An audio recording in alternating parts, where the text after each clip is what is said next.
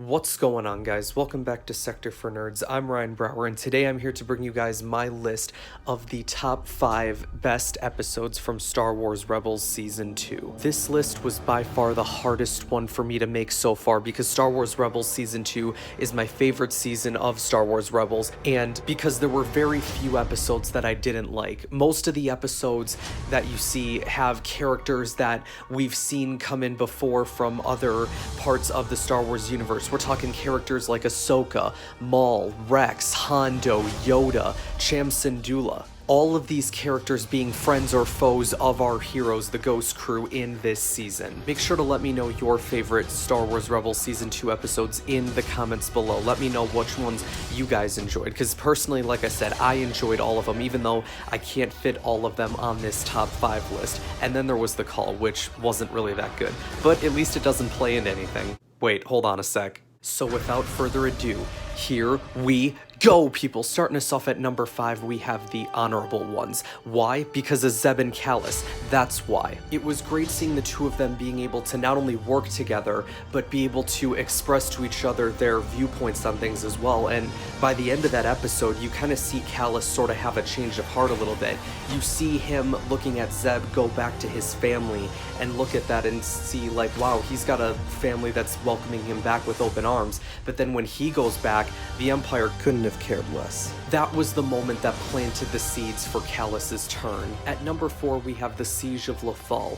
Why? Because of this being the premiere episode for Season 2, and Darth Vader's now in the picture, and Ahsoka's in there as well. The rebels are drawn back to Lothal, get caught in a trap, then they're drawn out of Lothal, but then Vader follows them and basically wipes out most of their fleet. The standout moment for me in this episode is the moment when Vader senses Ahsoka and goes, "The apprentice lives." The conversation at the end between Ezra, Ahsoka, and Kanan was pretty good, having the final scene of that episode where Vader talks to Palpatine is also really good. At number 3, we have Future of the Force. Why? Because isn't it just great to see Force-sensitive children and our Ghost Crew back again? That's always good stuff, right? No, are you kidding? It's because of Ahsoka. That's why. Because she freaking owned those Inquisitors. The whole episode was just leading to that moment too, because it's like, haha, the Inquisitors are like, kicking butt against Ezra and Kanan. It's like, oh no, how are they gonna get out of this? Oh, I'll open the hangar doors, see the silhouette walk through, in comes Ahsoka with those white lightsabers that look so freaking awesome, and then she kicks butt against those Sith Lord wannabes. I'm so glad that Dave decided to bring Ahsoka into Rebels, because when Season 5 ended and I was completely heartbroken when the Clone Wars got canceled and figured we were probably never gonna see Ahsoka Tano again, so for her to come back into this was just such an amazing thing to see. Now, the thing that we do have to remember about Star Wars Rebels is that that show is not meant to be Ahsoka's story.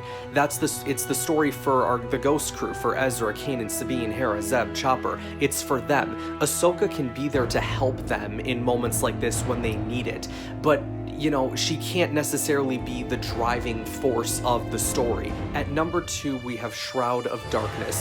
Why? Because we get to see Ezra, Kanan, and Ahsoka go to the Jedi Temple on Lothal, making a trip back there. While they're there, each of them have to follow their own paths. Kanan follows a path to what appears to be like a Jedi Temple training room where he would fight a Temple guard and would end up becoming a Jedi, but who is the one who made him a Jedi? None other than the Grand Inquisitor, who did used to be a Jedi, so it kind of does make sense, and it was sort of Yoda talking to Kanan through the Grand Inquisitor. And speaking of Yoda, Ezra got to meet Yoda, face to face this time, because last time he couldn't see him. And then there's Ahsoka, who, after watching Holocron recordings of Anakin's training earlier in the episode, she's then confronted by him in her mind. Anakin asks her, "Do you know what I've become?" And it is in that moment where Ahsoka really does come to grip with the fact that Anakin is Darth Vader. This episode came late in Season 2, so it was sort of at this point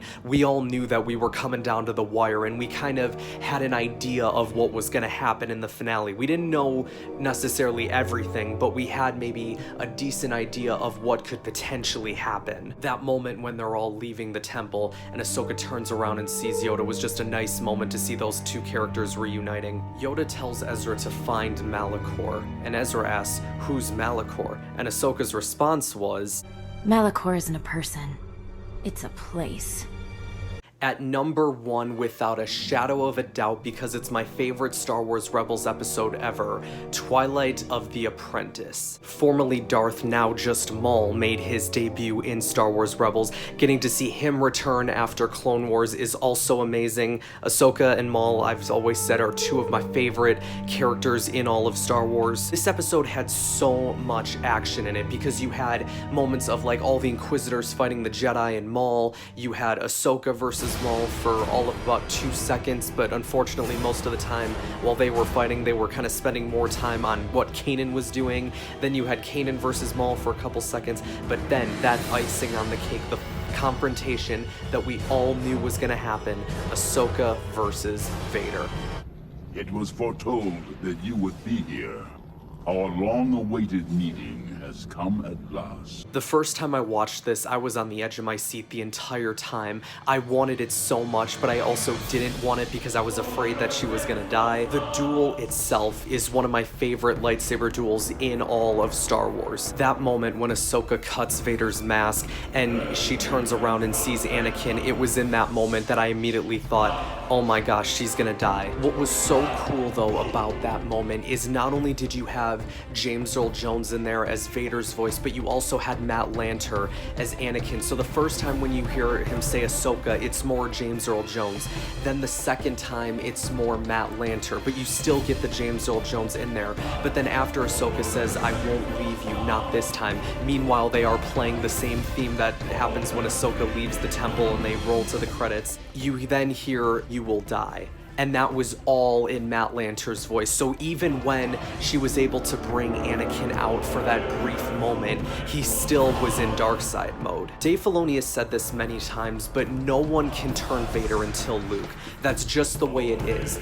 You know, like he said, Ahsoka can bring him out for a brief moment, but that's not gonna be enough to turn him back to the light. Only the love of his son can do that. That moment when the temple blew up and Ezra and Kanan were able to get out, but Ahsoka and Vader were still in there, my instant thought, and I kind of got salty too because I'm like, okay, this is gonna be like a kid show thing where they're not gonna show her death because that would be too heartbreaking. But then when they show Vader walking out of the temple and then they show Morai and then the figure walking down into the temple. You know what's funny is the first time I actually watched that episode, there was so much water in my eyes at the time that I actually missed the part where she walked down the temple. And the final bit of this episode, Ezra frickin' opens the Sith Holocron. You know, and everyone has the thing of like, well, were his eyes red? Was that just the glow of the Holocron? What does it matter? He was able to open a Sith Holocron, and as Maul said, one must be a Sith or think like one to open the Holocron. For the longest time, I've always said that I think Twilight of the Apprentice is the best told story in Star Wars, and you can feel free to disagree with me all you want, and even I kind of doubt myself now, but only because of the Siege of Mandalore and how good that was. And the reason why I like Clone Wars and Rebels so much, and I appreciate the stories in them, and like I said, Siege of Mandalore, Twilight of the Apprentice, two of the best stories ever told in Star Wars. The reason I say that is because it's all credit to George Lucas and Dave Filoni. Dave Filoni was able to learn from George on the Clone Wars, and they were able to tell stories through a long period of time where you could build up characters and, you know, go through with them through the highs and the lows, and it's through that that you become invested in those characters and you want to see them do their best and you want to see them survive and thrive. And then what Dave was able to learn through Clone Wars, he then was able to put to use in Rebels and help create that show. But before I spend more time talking about Dave Filoni, one of these times I'm just going to do a video just praising Dave Filoni because of how awesome he is. But for now, I'm going to wrap up this video, guys. Thank you guys so much for watching this video. Make sure you guys like this video, subscribe to the channel if you haven't already,